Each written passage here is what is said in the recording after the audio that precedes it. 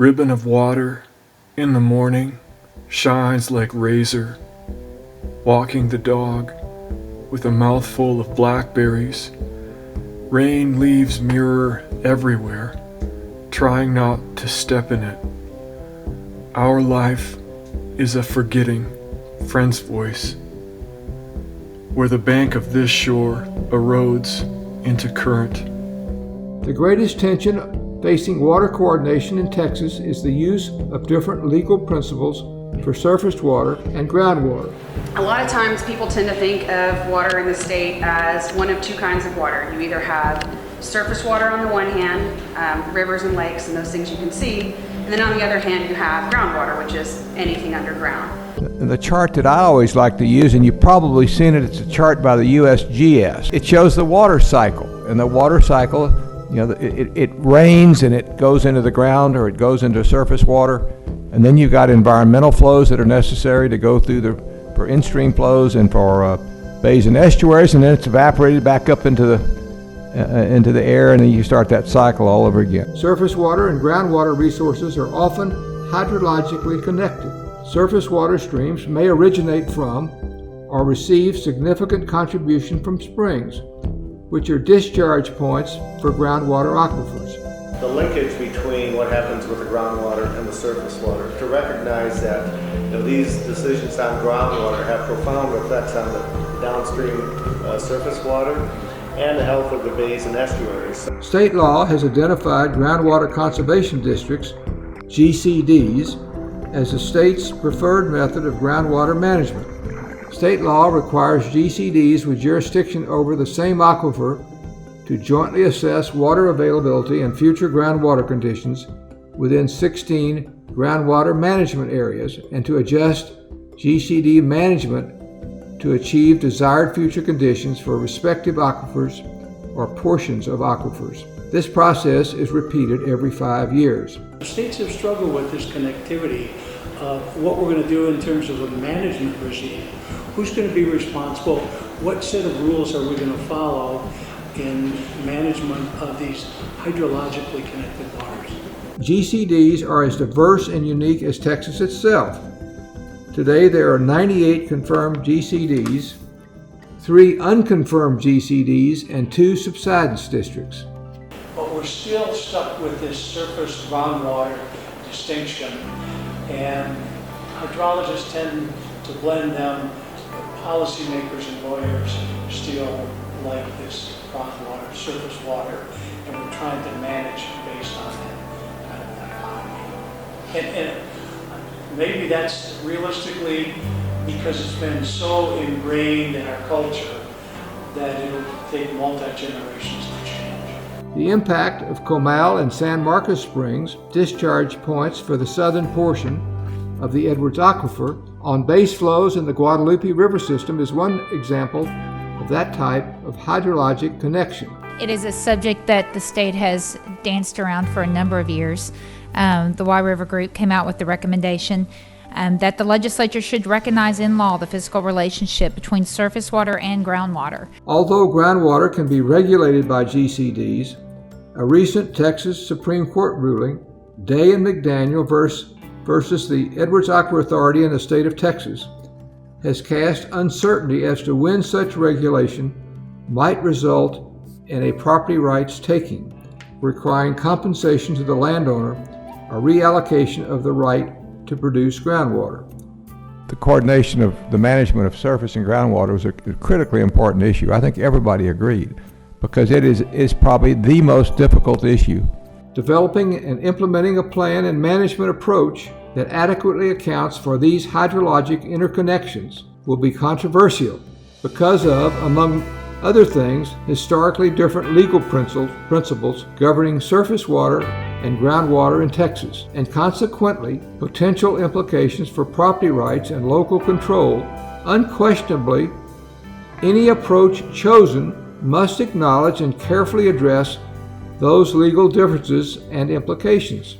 And once we understand that the science behind it and the relationship between the groundwater and surface water, that it's as profound as it is, I think we can start making better decisions on on what we do with groundwater as it impacts surface water. The biggest single mistake we've made in this state with respect to groundwater is we're not managing it on an aquifer basis. We've gone to manage it on semi-small jurisdictions, some portion of the aquifer. We've created little fiefdoms on a county-wide basis over a regional aquifer.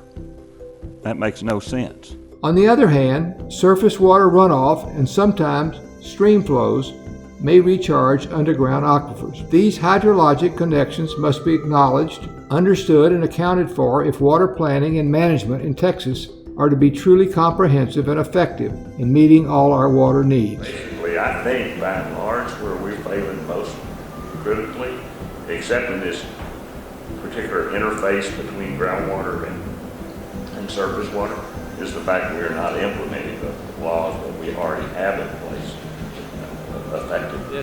Having two separate systems negates any chance of having that certainty or predictability in either one. And that's because of the reality what Weir was just talking about, because they are connected resources. Is that we have this scheme of districts, conservation districts or waters, and yet they don't align with the way in which water flows, and they don't even coordinate with one another necessarily to make that alignment happen.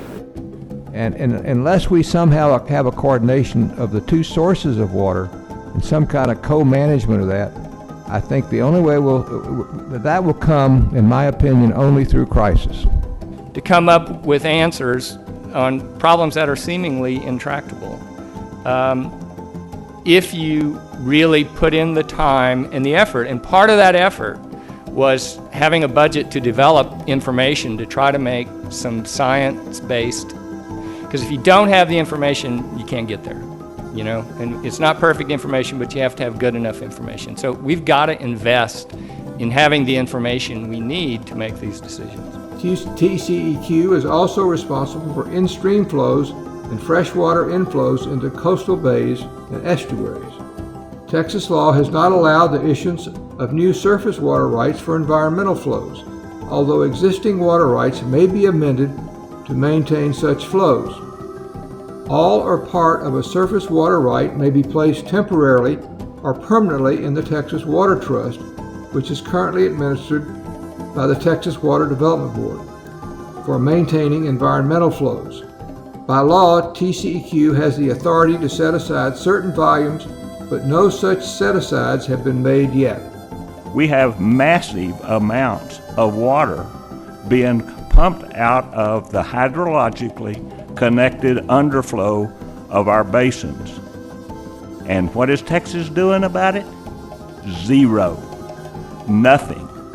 Not one thing is being done, and that is state-owned water. Get a basis from which to act rather than a bunch of anecdotes. And yes, it costs something. Water's important. It ought to cost something. We ought to have a price that people recognize rather than thinking it's totally free. We start there, build the process like where you build some trust and deal with real numbers.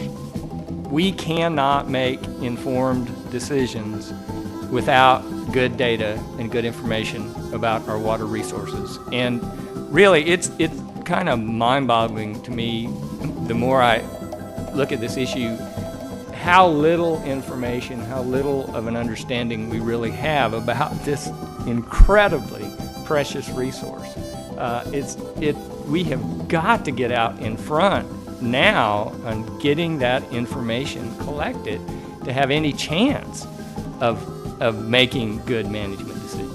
Although the law establishing this process indicates the need to consider surface water and groundwater relationships in this process, state policymakers need to address and rectify this situation. The Texas legislature should recognize in law the physical relationship between surface water and groundwater and develop planning and management approaches. Further, the legislature should commit the state resources necessary to make these approaches effective. Not only do we need the science, but then you have to pay attention to the science. And most decisions that are made, in a lot of cases, are political decisions irrespective of the science. Water ownership is at the heart of this conflict. Current law can put at odds those individual water rights owners versus the larger societal interest of the good of the many. We can do better.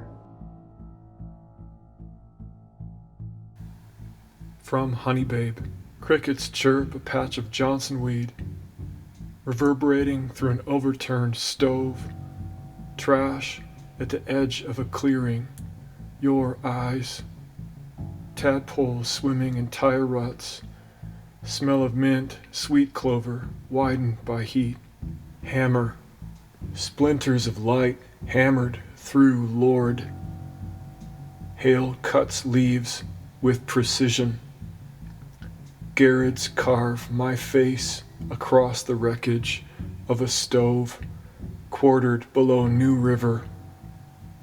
From long gone lonesome, a saw aches. We set our teeth against attachments, corroded as music, which is our body, ragwort, which is our body, reflecting ragwort, an answer where mirror breaks up into current.